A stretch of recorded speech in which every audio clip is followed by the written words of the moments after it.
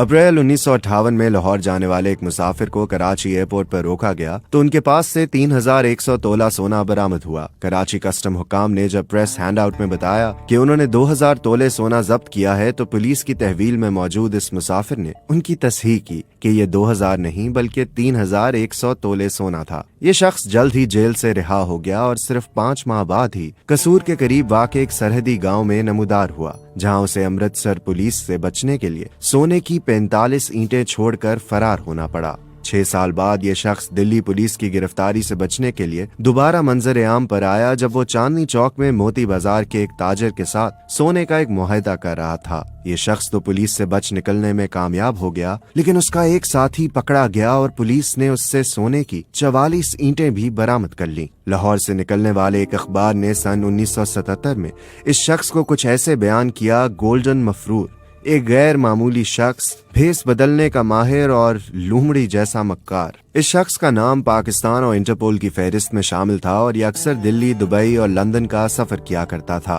और ये शख्स कोई और नहीं, सेठ आबिद थे। आप सुन रहे हैं BBC उर्दू की ऑडियो स्टोरी और मैं हूं साद सुहेल।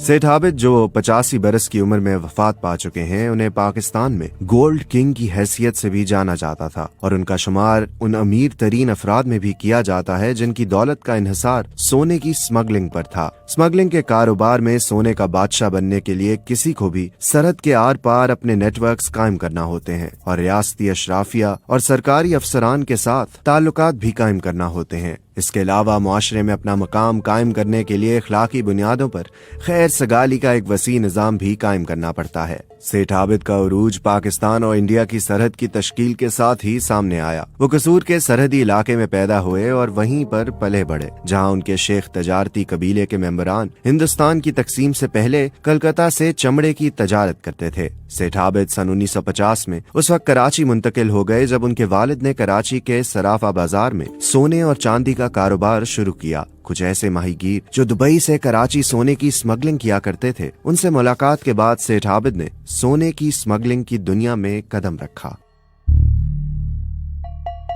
50 की दिहाई के इख्तिताम तक उन्होंने एक माहीगीर कासिम भट्टी के साथ मिलकर पाकिस्तान में सोने की स्मगलिंग में अपनी अजारादारी कायम की। सेठ आबिद का शुमार उन स्मगलरों में होता है जो पाकिस्तानी तनाजुर में सोने की स्मगलिंग और स्मगलिंग की मईशत में इंतहाई अहम थे। उनकी ताकत कराची की बंदरगाह, पंजाब की सरहद, हुकूमती इंतजामिया और सियासी हलकों में तो मौजूद थी ही, लेकिन वो सरहद की दूसरी जानिब और इससे भी आगे बहुत से काम सरअंजाम दे सकते थे।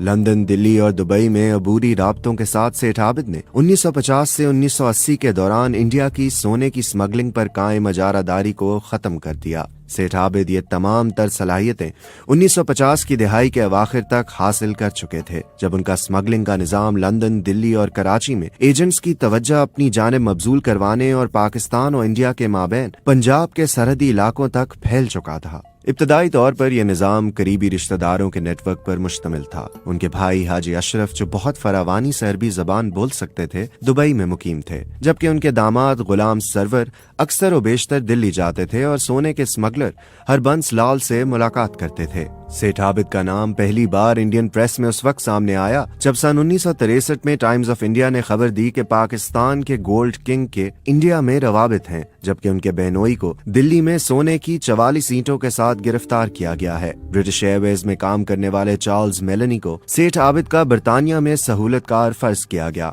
सेठ आबिद हर बरस हज पर भी जाते और इसके साथ ही अरब शेख ऑपरेटर्स के साथ अपने ताल्लुकात को बेहतर बनाते। जब उनका स्मगलिंग का कारोबार मजीद वसी हुआ तो उन्होंने पंजाब के सरहदी इलाके के देहातों में रहने वाले कुछ एजेंट्स को सोने की स्मगलिंग की फ्रेंचाइज दी, जिनमें नुमाया तौर पर दयाल और ईवान कम्युनिटी के लोग शामिल थे। सेठ आबिद के दर्जनों हरीफ थे, लेकिन किसी के पास भी इन जैसी सलाहियतें, रवाबित और सरमाया नहीं था। उनके बहुत से हरीफों के बरक्स सेठ पर उनके तवील करियर के दौरान कभी भी फर्द जुर्म आयद नहीं की गई, हालांकि उनके खिलाफ मुतअद्दिद FIR दर्ज की गईं। 1950 और 1960 की दिहाइयों में दुनिया भर में सेठ आबिद की स्मगलिंग की तजारत ने फरोग पाया, जिसमें कभी कभी उन्हें रियासत की सरपरस्ती भी हासिल होती थी और लाहौर, कराची, दुबई और लंदन में सरमायाकारी और असासों की बदौलत उन्हें पाकिस्तान के सबसे ज्यादा दौलतमंद लोगों में शामिल किया गया।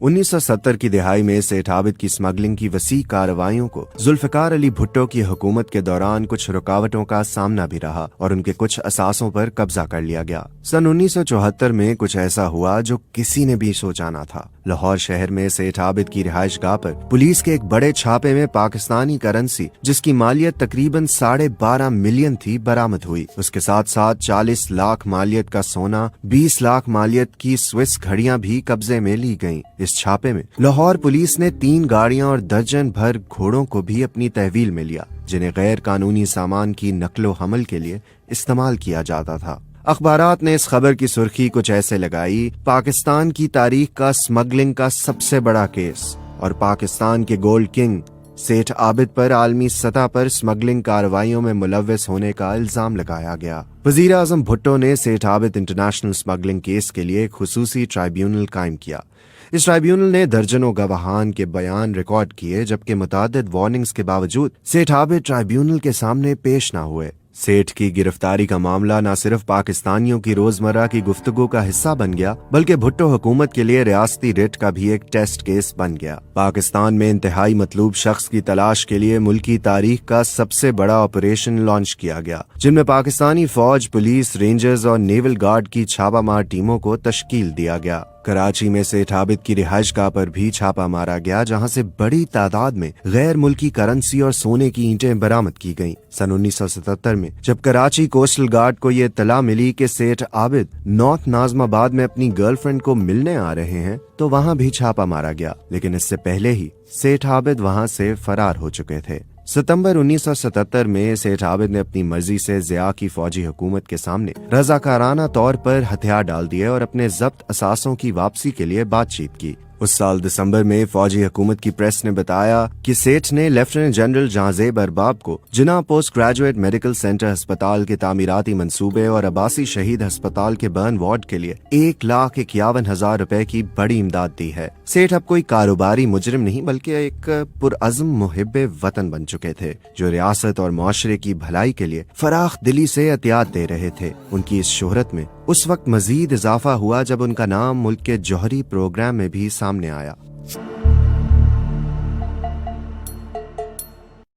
सेठ आबिद बैनुल अक़वामी स्मगलिंग केस पर सन 1985-86 में पाकिस्तान की पार्लियामेंट में बहस हुई और इसके बाद चौधरी निसार अली की सरबराही में कौमी असम्बली की खुसूसी कमेटी NCNA ने इस केस की जिम्मेदारी उठाई। सन 1986 में Pakistan central board of revenue ने 3,100 तोले सोने की वापसी की इजाजत दी, जिसे सन 1958 में कस्टम हुकाम ने कराची एयरपोर्ट पर सेठ आबिद से अपनी तहवील में लिया था। तारीखदान उस वक्त से ही एरिक हॉब्सबॉम के समाजी डाकू की इस्तिलाह पर तनकीद करते आए हैं, जब उन्होंने इस बात पर इस्तदलाल किया था कि जराइम की तारीख में चंद अफराद मुजरिम की हैसियत से भी बढ़कर शहरी हीरो बन सकते हैं। पाकिस्तानी तनाजुर में सेठ आबिद को बड़े पैमाने पर एक ऐसे शख्स के तौर पर जाना जाता है जिसने पाकिस्तान के जौहरी प्रोग्राम की तरक्की में मावनत करके एक स्मगलर की हैसियत को शहरी लेजेंड में मुंतकिल किया। बहरे और गूंगे बच्चों की फलाह बहबूद के लिए हमजा फाउंडेशन जैसे इंसान दोस्त अदारे कायम करने के अलावा सेठ आबिद ने फलाही इदारों को माली आनत फराहम की, जिसमें लाहौर का शौकत खानम कैंसर अस्पताल भी शामिल है। अगरचे सेठ ने सारी जिंदगी तशहीर से गुरेज किया, लेकिन फिर भी उन्हें शोहरत मिली। उनका नाम कौमी सतह पर उस वक्त मशहूर हुआ जब उन्होंने एक टीवी शो में नीलामी के दौरान क्रिकेटर जावेद मियांदाद का शारजा इनिंग्स में इस्तेमाल होने वाला बल्ला अपने बेटे के लिए 5 लाख में खरीदा। बाद की जिंदगी में अखबारों की सुर्खियां उनकी मुजरिमाना कार्रवाइयों पर नहीं बनी, बल्कि लाहौर में उनकी जेर मलकियत एयरलाइन हाउसिंग सोसाइटी में उनके बेटे सेठ हाफिज अयाज अहमद के कत्ल के बायस वो फिर से अखबारात की जीनत बने। पाकिस्तान में किसी ने भी मुल्की तारीख के इब्तदाई हिस्से में सेठ आबिद की तरह गैर कानूनी तरीके से सरमाया जमा नहीं किया था। अपनी गैर कानूनी तजारत के करियर के दौरान उनके बहुत से किरदार थे: स्मगलर, सोने का ताजर, स्टॉक मार्केट एक्सचेंजर, इंसान दोस्त और सबसे बढ़कर रियल एस्टेट का एक बहुत बड़ा नाम।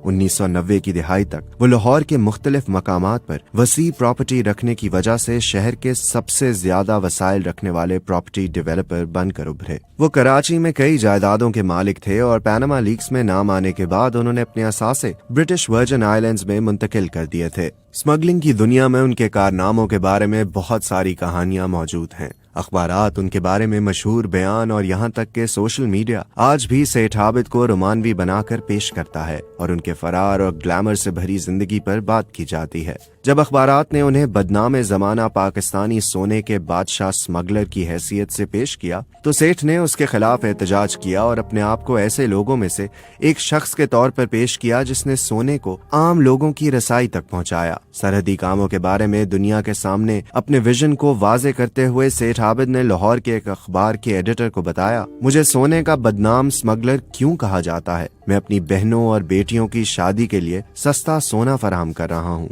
मैं माशरे और रियासत के लिए उम्दा खिदमात अंजाम दे रहा हूँ। किसी भी तारीफ और पहचान की बजाय मैं बदनाम हो चुका हूँ।